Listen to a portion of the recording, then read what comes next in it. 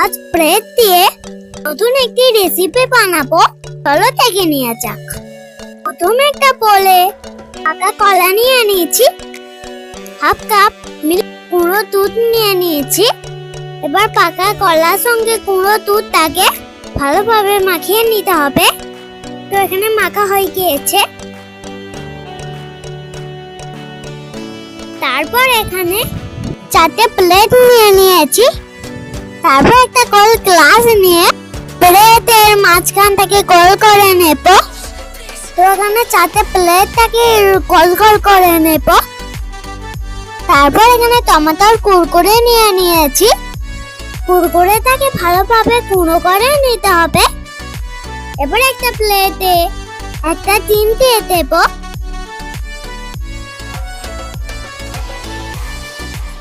অল্প পরিমাণ লবণ দেব, দিয়ে ভালোভাবে মিক্স করে নেব। অনেকক্ষণ ধরে মিক্স করে নেব। তারপর একটা প্লেটের ওপর গোল গোল করে রাখা 4টে প্লেট নিয়ে নিয়েছি। কলা ও দুধে মাখিয়ে রাখা মিশ্রণটাকে প্লেটের ওপর দিয়ে দেব।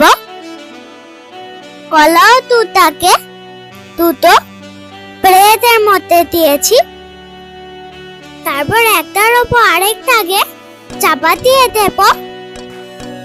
তারপর মিক্স করে রাখা ডিমটাকে প্লেটের মধ্যে ভালোভাবে এপিট ওপিট করে মাখিয়ে নেব। তারপর গুঁড়ো করে রাখা কুরকুরে ওপর দিয়ে দেব। এক এক করে সব কটা করে নেব। তারপর একটা কড়ার মধ্যে সাদা তেল দিয়ে দেব। তেলটা ভালোভাবে গরম করে নেব। তারপর প্লেটগুলোকে এক করে দিয়ে দেব। বন্ধুরা, প্লেটগুলোকে কিন্তু মিডিয়াম আঁচে ভাজতে হবে।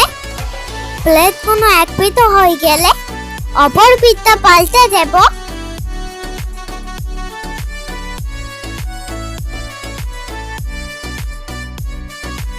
বন্ধুরা, ভাজা হয়ে গিয়েছে। একটা প্লেটে তুলে নেব।